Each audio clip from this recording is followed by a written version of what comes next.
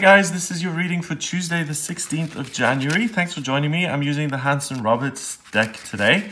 It's a really, if you want a deck that you can carry around and you can do readings outside and things, it's a good one because it's really small and really handy.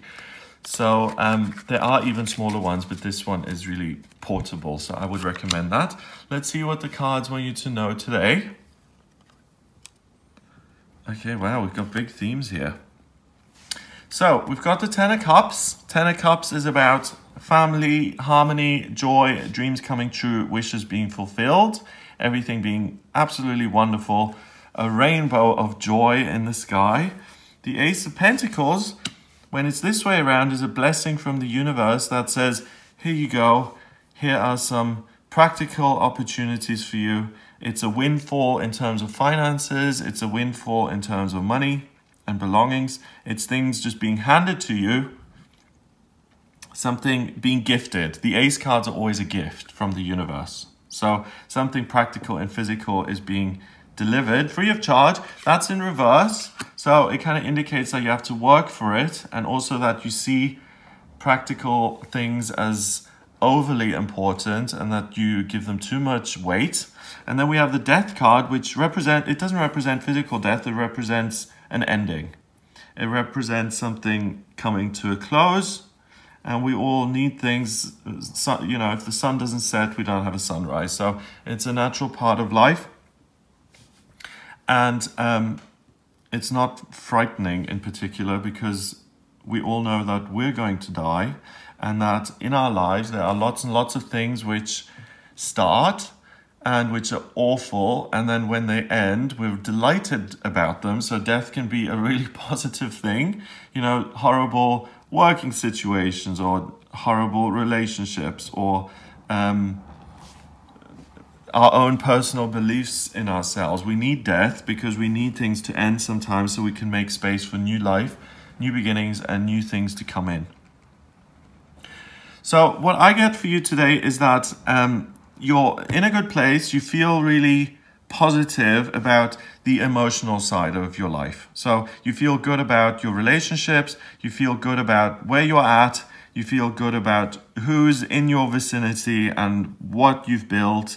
And you feel pretty comfortable and proud of yourself. But what doesn't feel so good is your practical circumstances, and you don't feel like everything is being made particularly easy for you in that regard. And it feels like you have to really work for things, and you have to really apply yourself to get things done, and that may put you off. It's like, well, if it's that hard, then maybe I shouldn't be doing it. You know, if it's meant to be, then maybe it really shouldn't be this difficult. I think I just said that twice. I'm sorry if I did. But the answer isn't to think that, to give up because it's hard and difficult. The Death card and the Ace of Pentacles in reverse here, I think, really talk to each other. What's going to happen, what's going to succeed more, is if you turn this around in the sense of, or you turn it like this: I feel good about myself, and I feel good about the things that are going on in my life. Yes, nothing is being handed to me on a silver platter, and I'm a little bit miffed that everything seems so difficult. Why, oh why do I have to work so hard?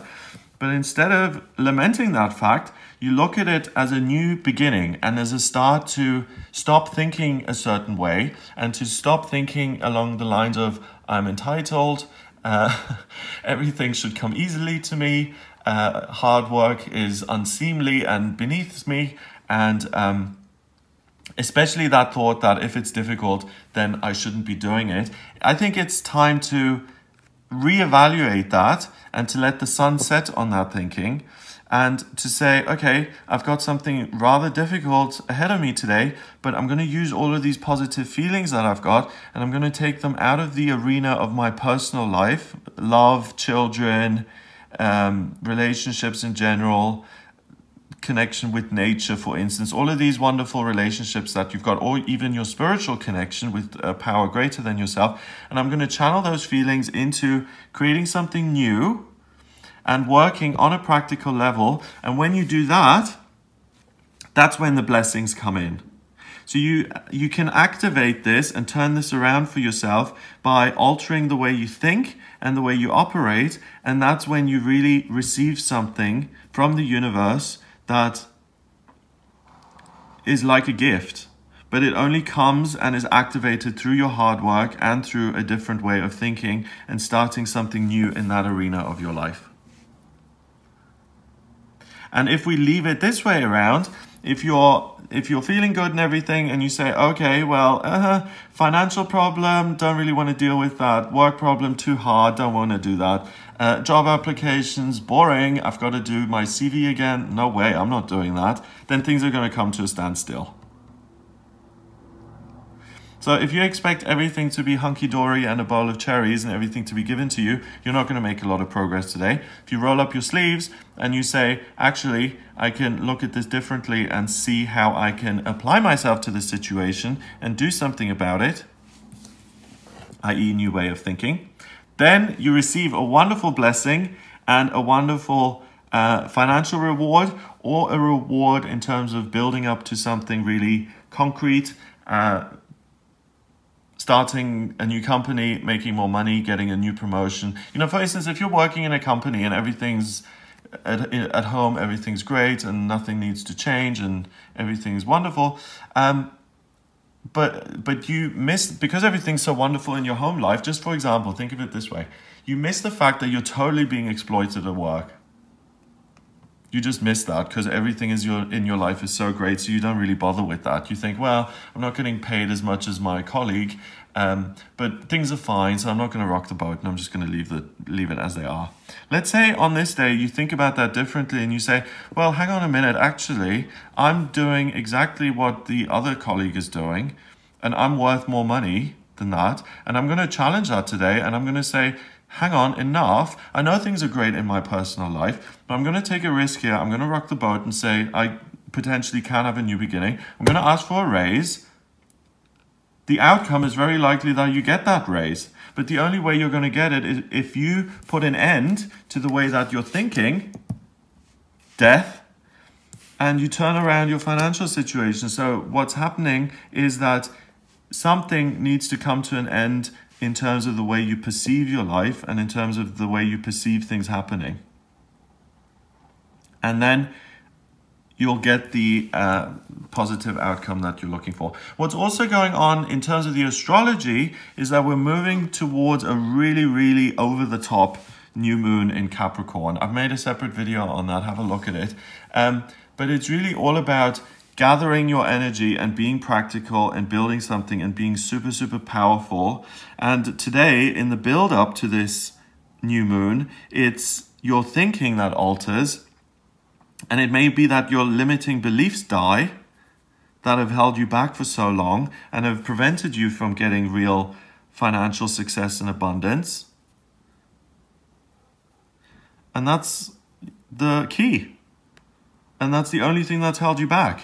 So we're kind of building up to this, and the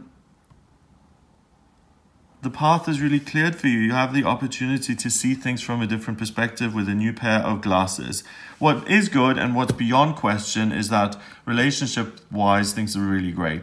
So you can even, I mean, regardless of those two cards, in terms of your relationships, if things have been challenging or if there's been a rift or an estrangement or something like that, you can also think about that differently today and reconnect with another person and build the happy family that you had and try and bring that back together. So, you know, if you haven't spoken to your sister in 10 years because of some trivial argument or an argument over the inheritance, which is always seems to be a touchy, horrible kind of subject in families, that can cause a lot of grief. So that's guaranteed. The Ten of Cups is the top of the suit of cups, and it's about happy family units and positive feelings towards happy feelings towards other people, and a connection with spirit and a connection with your higher self. So if something's gone awry in terms of your relationships, then use this ability to make changes. And at this point, I can't even remember what they were like. I think it was like this, wasn't it? Yeah. Yeah, if something's gone awry and it seems impossible, you know, I'm never going to make up with my sister because she's just such a bigoted, hateful person and she's never going to come around. Put an end to seeing it that way and remember the good parts and the parts of your childhood where you connected and where you had fun, and turn things around in that sense, and then you can possibly get your relationship back. That can be the blessing of the day. And that's on a much more personal level. So whichever area you're looking at, it looks like a great day. It really has the potential for a new beginning and a fresh start. 10 and 13 is 23. And the ace card is a 1. So 23 and 1 is 24. And 2 and 4 is 6. And 6 is an opportunity that is temporary. So it's on this day that you have the opportunity to transform your work, your way of thinking, and your relationships. It doesn't come along every day. So use the opportunity wisely. And yeah, make sure you act, basically. That's the best way to use this. In something that bothers you, try and resolve that. And the resolution is very likely to appear. Have a wonderful day. If you'd like a private reading with me, then please get in touch via my website. It's gregoryscott.com. Click on the readings tab to order your reading. I use tarot, astrology, and numerology in all my readings. So if you're interested in having a reading with me, then please just head over to the website. Please remember to subscribe to this YouTube channel, and I'll speak to you tomorrow.